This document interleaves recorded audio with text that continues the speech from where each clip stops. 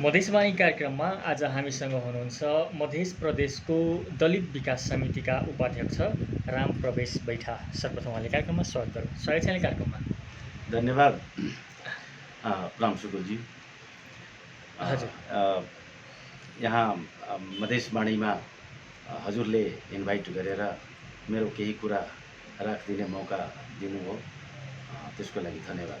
हजुर, जसरी अब मध्य प्रदेशमा दलित विकास समिति मध्य प्रदेश सरकारले गठन गर्यो र त्यसको कार्य खास गरी प्रमुख जिम्मेवारी उपाध्यक्षको रूपमा, यसको प्रमुख अध्यक्षको रूपमा मुख्यमन्त्री हुन्छ।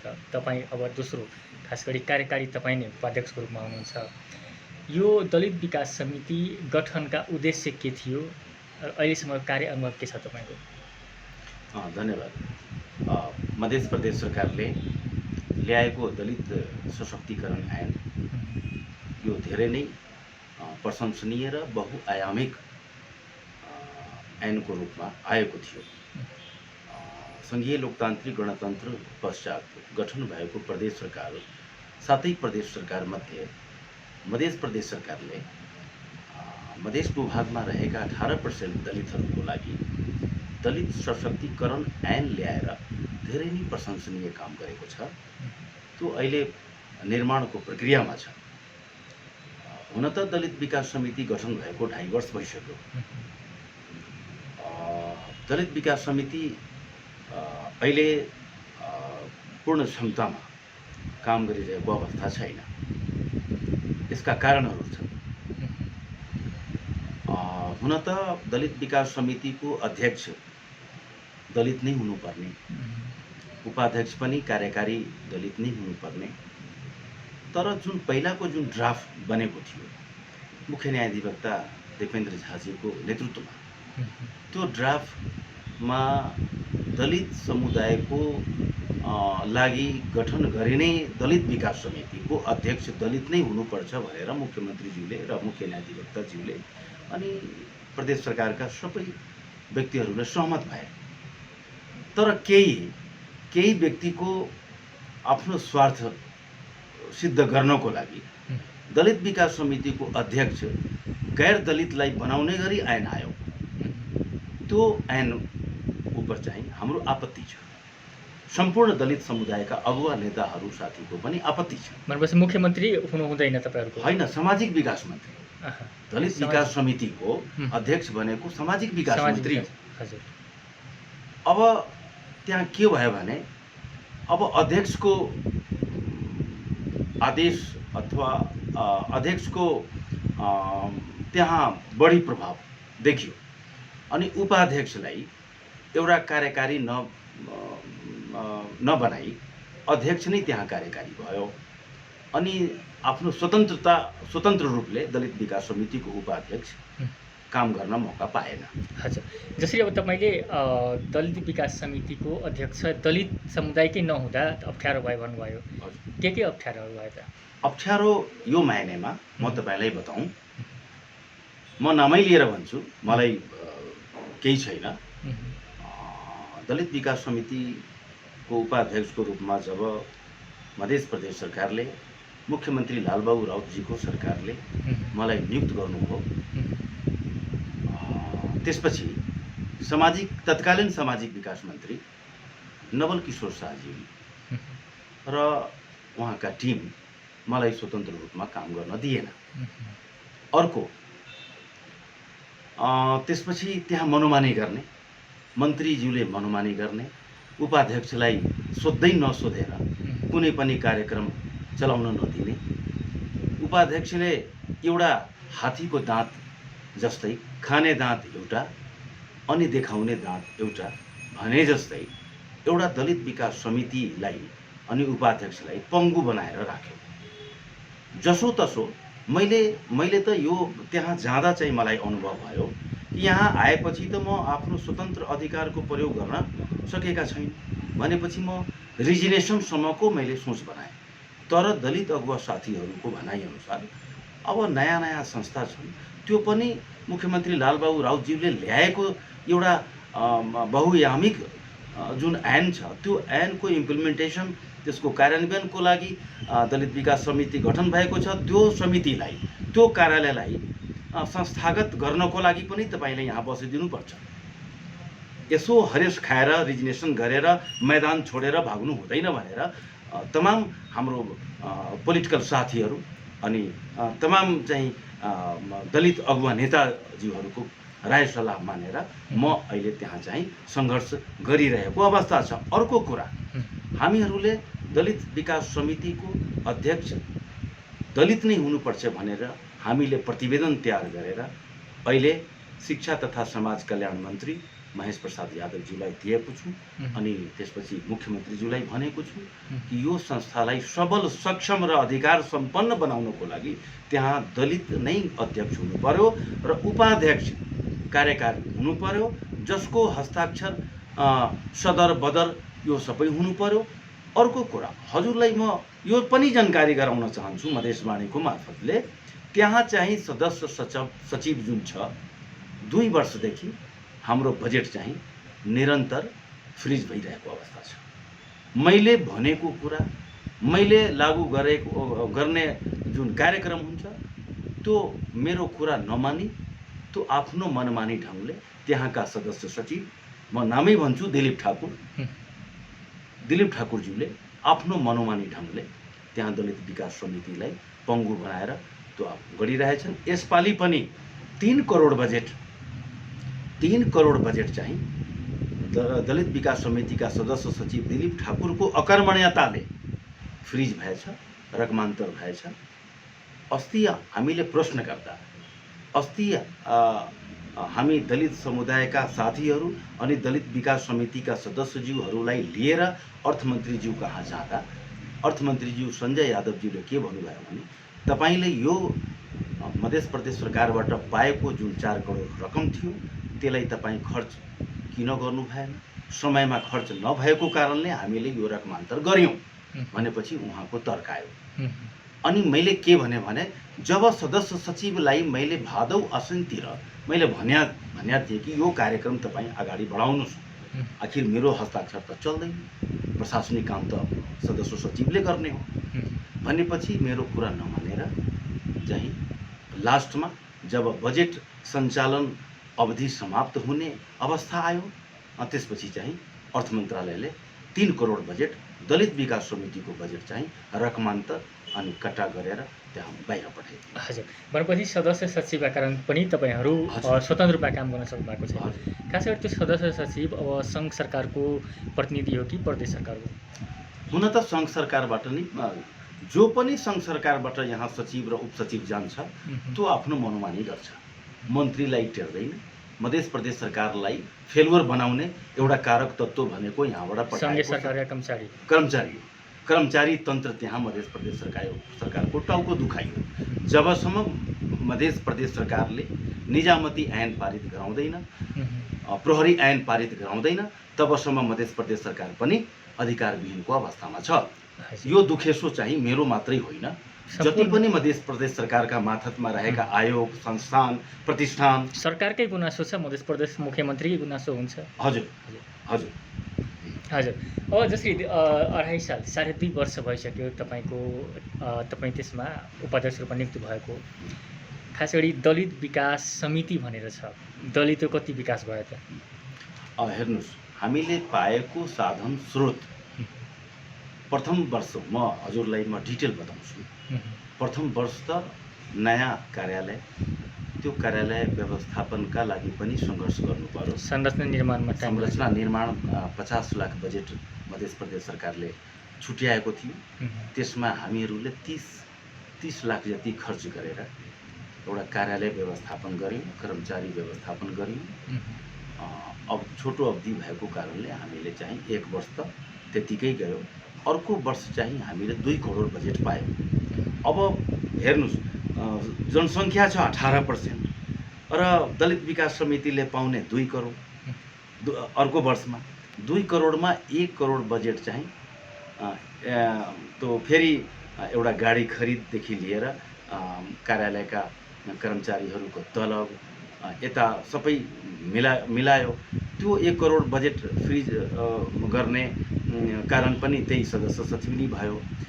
र फेरि अर्को वर्ष पाएको 4 करोड बजेटमध्ये 3 करोड बजेट त अर्थ मन्त्रालयले काटिदियो, रकमान्तर गरिदियो। यो सदस्य सचिवको अकर्मण्यताको कारणले 1 करोड बजेटमध्ये यसपालि हामीले दलितहरूको लागि 8 जिल्लामा लोकसेवा कक्षा सञ्चालन गर्यौँ।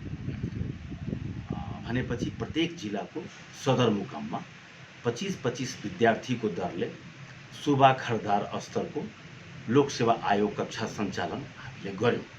अनि उसले दलितहरूले त्यो कक्षा सञ्चालनबाट लाभ पाइरहेको छ।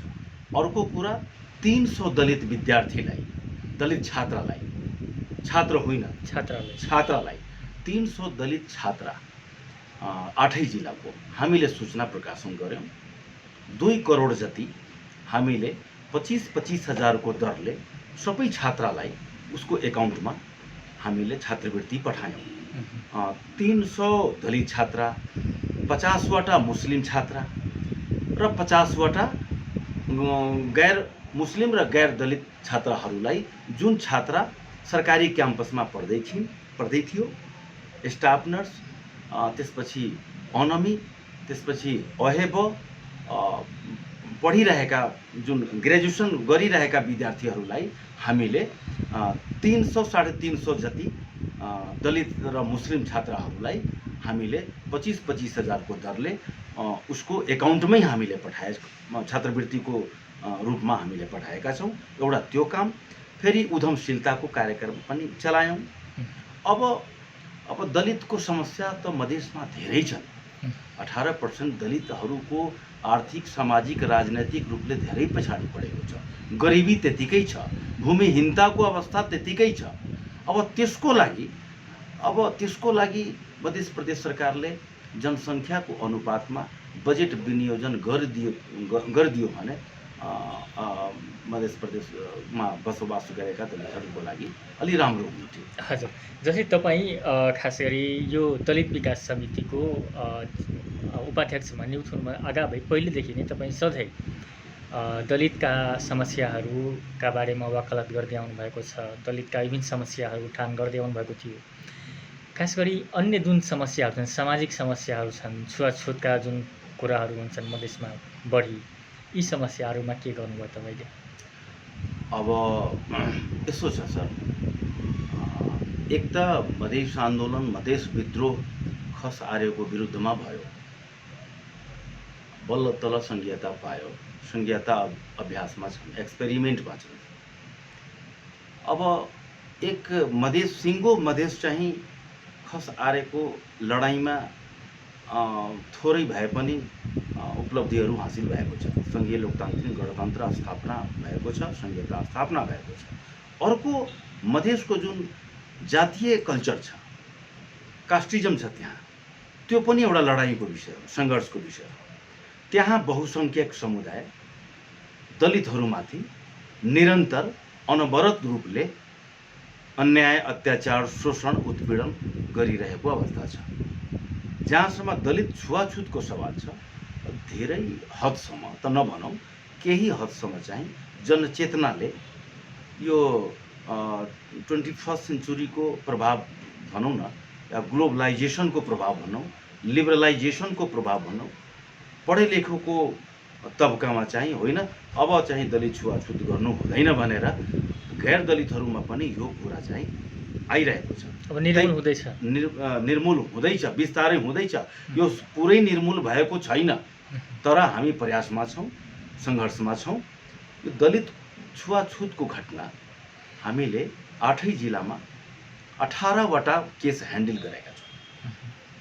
हुन्छ के, अब दलितमाथि जुन अत्याचार हुन्छ, अन्याय हुन्छ, शोषण, उत्पीडन वा बलात्कार हुन्छ, त्यो घटनाको लागि कुनै दलित, एक त दलितहरू जिल्ला प्रहरी कार्यालयमा जानै मान्दैन, डराएर त्यहाँ त्यो उसको आर्थिक अवस्थाले, सामाजिक अवस्थाले उसलाई चाहिँ हिम्मत नै हुँदैन।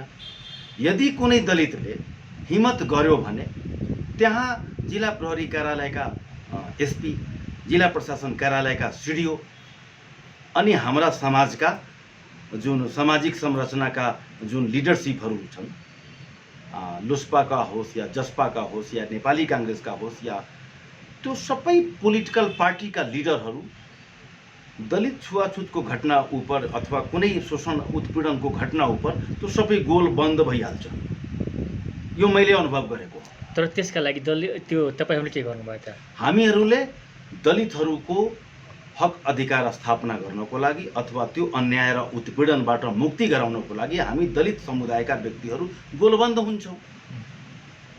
अनि त्यो गोलबन्द भएर सम्बन्धित जिल्लाका एसपी, सम्बन्धित जिल्लाका सिडिओ कहाँ हामी पुगेर समन्वय सहकार्य गरेर त्यो हामी इन्साफ दिलाउनेतर्फ हामी लागि परिरहेका छौँ।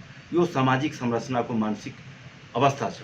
यो दलित विरोधी जुन मानसिकता छ हाम्रो मधेसमा, मधेसकै लिडर, मधेसकै पोलिटिकल पार्टी, जुन मधेस बेस्ड पोलिटिकल पार्टीहरू छन्, त्यो पार्टीका नेताहरू पनि दलितको घटनामाथि उदार हुँदैन, उदार हुनुपर्ने। म त के भन्छु भने दलितको समस्यालाई गैर दलित लिडरसिपले यदि आफ्नो स्वामित्व लियो भने मधेसको दलितको समस्या निर्मूल हुन्छ। तर गैर दलित नेताहरूले दलितको समस्यालाई स्वामित्व लिँदैन, बरु दलितको विरुद्धमा गएर आफ्नो जातिको जुन गैर दलितले जुन शोषण गरेको हुन्छ त्यसको पक्ष लिएर चाहिँ दलितलाई दबाउन खोज्छ। मैले अनुभव गरेको मेरै पार्टीका गैर दलित नेताहरू, लोसपाकै गैर दलित नेताहरू दलितको विरुद्धमा, अन्यायको विरुद्धमा आवाज दिँदैन, दबाउने कोसिस गर्छ। त्यही भएर मानसिकता चेन्ज गर्नु पर्यो। म दलित साथीहरूलाई के भन्छु भने जबसम्म दलितको समस्या गैर दलितले स्वामित्व र विश्वास लिँदैन, ग्रहण गर्दैन कि यो मेरो मधेसको जनता हो, मेरो मधेसको दलित पिपुल हो, उहाँको भोटले म एमपी बनेको छु, उहाँको भोटले म मन्त्री बनेको छु, त्यसको समस्यालाई गम्भीरता लिनुपर्छ भनेर यो मानसिकता चाहिँ बनाउनु पर्यो। हजुर, अब जसरी तपाईँको कार्यकालको लगभग 1.5 वर्ष बाँकी छ, हजुर, तपाईँ आफ्नो कार्यकालमा त्यस्तो के काम गर्न चाहनुहुन्छ जुन एउटा गर्नै पर्ने छ र एउटा उदाहरणीय पनि हुनेछ? हजुर, यो धेरै नै महत्त्वपूर्ण प्रश्न सोध्नु भएछ हजुरले। दलितहरूको लागि सङ्घीय सरकार, प्रदेश सरकार र स्थानीय सरकार जुन अहिले समस्याहरू देखा परेका छन् त्यसका लागि खास गरी मध्य प्रदेश सरकारले दलित विकास समितिलाई यथोचित, पर्याप्त र उसको जनसङ्ख्याको हिसाबले पहिला त बजेट दिनु पर्यो। बजेट इम्प्लिमेन्टेसनको लागि त्यहाँका पदाधिकारीलाई सबल र अधिकार सम्पन्न बनाउनु पर्यो, स्वतन्त्र काम गर्ने मौका दिनु पर्यो, त्यसको वातावरण बनाइदिनु पर्यो। अनि त्यसपछि जुन प्रावधान छन् यो दलित सशक्तिकरण ऐनमा धेरै राम्रा कुराहरू आएको छ। रासन कार्ड वितरण गर्ने पनि कुरा छ, दलितहरूको घर बनाइदिने कुरा पनि छ, दलितको आर्थिक अवस्था सुधार गरिदिने कुरा पनि छ। कागजमा मात्रै छ। दलितको शिक्षामा त के छ भने म हजुरलाई के भनौँ, अब शिक्षामा त नेपाल गभर्मेन्टले संविधान त +2 सम्म दलितलाई चाहिँ दलित समुदायको लागि निःशुल्क शिक्षा भनेर मौलिक हकमै उल्लेख भएको छ। हाम्रो कमी कमजोरी के छ भने दलित समुदायको व्यक्तिहरूको पनि कमी कमजोरी छ। आफ्नो बालबच्चालाई स्कुल पठाउनु पर्यो हैन, जति ज्याला मजदुरी गरे पनि त्यो सबै खानपानमा उडाइदिने, तर आफ्नो बच्चालाई विद्यालयसम्म नपुर्याइदिने, एडमिसन नगराउने, नपढाउने, यो पनि एउटा कमी कमजोरी। म आफ्नो दलित समुदायको व्यक्तिहरूसँग म आग्रह गर्न चाहन्छु कि सबभन्दा पहिला शिक्षामाथि जोड दिनुहोस्।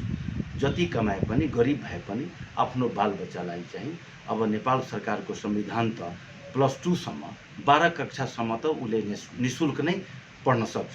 त्यो दिएको मौलिक हकलाई सदुपयोग गरौँ, त्यसलाई चाहिँ हामी अघि बढाउँ। अनि अर्को कुरा हजुरलाई म के आग्रह गरेँ, जसरी डाक्टर भीमराव अम्बेडकरज्यूले संविधान दलितहरूको लागि अथवा अन्य अल्पसङ्ख्यकहरूको लागि त्यहाँ बनाइदिनु भयो। आज भारतमा दलितहरूको अवस्था धेरै नै राम्रो भइसकेको छ। राजनीतिक क्षेत्रमा, आर्थिक क्षेत्रमा, सामाजिक क्षेत्रमा भनेपछि त्यहाँ दुईचोटि दलित समुदायका व्यक्ति चाहिँ भारतको राष्ट्रपति बने। केआर नारायणन पहिलोचोटि दलितको राष्ट्रपति भए। अर्को चाहिँ डाक्टर रामनाथ कोविन्द दलित हुनुहुन्थ्यो, उहाँ पनि राष्ट्रपति हुनु। अहिले जगदीश धनखड जुन जातिले दलित हुनुहुन्छ, डोम समुदायको हुनुहुन्छ, उहाँ चाहिँ राज्यसभाको अध्यक्ष हुनुहुन्छ भनेपछि त्यहाँ त संविधान त डाक्टर भीमराव अम्बेडकरज्यूले आरक्षणको व्यवस्था गरिदिनु भयो। त्यस्तै आरक्षणको व्यवस्था नेपालमा पनि भइदियो भने यहाँका दलितहरूको लागि पनि राजनीतिमा एउटा उचाइ पाउँथ्यो। अर्को कुरा यहाँ के छ भने प्रत्येक पोलिटिकल पार्टीको नेता अध्यक्षको आशीर्वादले दलितहरू एमपी बन्छन् अथवा एमएलए बन्छ, तर त्यहाँ आशीर्वाद छैन। त्यहाँ के छ भने मानौ पुरै भारतको 545 सिट लोकसभाको लागि छ, मेम्बर अफ पार्लियामेन्ट 545 सिटमा 82 वटा 82% यानी कि 82 वटा दलित चुनाव जितेर जान्छन्। किन जान्छन् भने त्यो लोकसभा क्षेत्रलाई आरक्षित गरिदिएको छ, त्यो क्षेत्र नै आरक्षित गरिदिएको छ। त्यस्तै आरक्षण त्यहाँ दलित मात्रै उठाउने जति पनि पोलिटिकल पार्टी छन् त्यो सबै दलितलाई नै उम्मेदवार बनाउने यस्तो व्यवस्था त्यहाँ छ। त्यो लोकसभाको लागि, विधानसभाको लागि, पञ्चायत समितिको लागि, मेयरको लागि तलदेखि माथिसम्म एउटा आरक्षणको व्यवस्था छ। त्यही आरक्षणको व्यवस्थाले त्यहाँ डिएम, कलेक्टर, एसपी सबै दलितहरू बनिरहेका छन्। टिचर त पुरै छोडिदिनुहोस्, लाखौँको सङ्ख्यामा त्यहाँ इन्जिनियर, डक्टर छन्। त यो सबै डाक्टर भीमराव अम्बेडकरज्यूले गरिदिनु भयो। अब त्यो संविधान चाहिँ अहिले विश्वमा नमुना संविधानको रूपमा भारतको संविधान मानिन्छ। सर्वोत्कृष्ट संविधान भनेको भारतको संविधान हो, जुन संविधानको निर्माण चाहिँ बाबा साहब भीमराव अम्बेडकरज्यूले गर्नुभयो। अब त्यो आरक्षणको व्यवस्था पनि नेपालको संविधानमा गर्नुपर्छ भने मैले बारम्बार आदरणीय महन्त ठाकुरज्यूलाई, आदरणीय उपेन्द्र यादवज्यूलाई हामीले भन्दै आएका छौँ। किनभने हामी मधेसको लागि लडेको छौँ। मैले उहाँ दुवैजनालाई भनेको छु कि तपाईँ दुवैजना मधेस बेस्ट पार्टीको एउटा लिडर हो, सर्वमान्य लिडर हो, अध्यक्ष हो। अब मधेसमा रहेका 18% जुन दलित छ त्यसको सम्पूर्ण विकासका लागि हजुरहरूले संविधानमा आरक्षणको व्यवस्था चाहिँ गरिदिनु भयो। यो टिके लगाएर आशीर्वाद दिएर यो भएन। हजुर, अब हामी अलिक फरक प्रश्नमा राजनीतिक कुरा गरौँ। जस्तै तपाईँ लोकतान्त्रिक समाजवादी पार्टी नेपालका नेता पनि हुनुहुन्छ। हजुर, जसरी अहिले मधेसको राजनीति, मधेसका राजनीतिमा पनि तपाईँ लामो समयदेखि सुरुदेखि लाग्नु भएको छ। मधेसको राजनीतिले कस्तो हेर्नुहुन्छ, कस्तो छ राजनीति, कहाँ जाँदैछ राजनीतिक दिशा मधेसको? हजुर, म त मधेसको राजनीतिबाट आफ्नो राजनीतिक जीवन सुरुवात गरेँ जब म एलएलबी राजविराजबाट गरेर मास्टर्स गरेँ। त्यसपछि मैले नेपाल टेलिभिजनमा अधिकृत र्याङ्कको सर्भिस त्यहाँ मैले गरेँ। त्यो तत्कालीन शेरबहादुर थापा प्रधानमन्त्रीजी हुनुहुन्थ्यो, उहाँको सिफारिसमा मैले त्यहाँ काम गर्न सुरु गरेँ। अनि त्यहाँ मैले पाएँ कि मलाई धेरै नै त्यहाँ आलोचनात्मक टिप्पणी, गालीहरू भयो। मधेसी भएकै कारणले त्यहाँ धेरै गाली खेप्नु पर्यो। अन्ततोगतमा मैले राजीनामा गरेँ अनि मैले मन बनाएँ कि म मधेसको राजनीति गर्छु, मधेसको लागि लड्छु, मधेसको लागि सङ्घर्ष गर्छु। अनि त्यो बखत चाहिँ मैले माननीय महन्त ठाकुरजीको नेतृत्वमा निर्माण भएको लोकतान्त्रिक तमालोपा तराई मधेस लोकतान्त्रिक पार्टीको केन्द्रीय सदस्यको रूपमा मैले काम गर्न सुरु गरेँ। विभिन्न मधेस आन्दोलन, मधेस विद्रोहमा हामीले सङ्घर्ष गऱ्यौँ।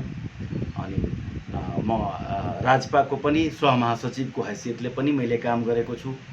अहिले यता आएर चाहिँ म लोकतान्त्रिक समाजवादी पार्टीका एउटा सिपाहीको रूपमा काम गरिरहेका छौँ। हाम्रो अध्यक्ष महन्त ठाकुरज्यूसँग हामीले काम गरिरहेका छौँ। तर भयो के भने मधेसको राजनीति चाहिँ धेरै उचाइमा पुगेको थियो।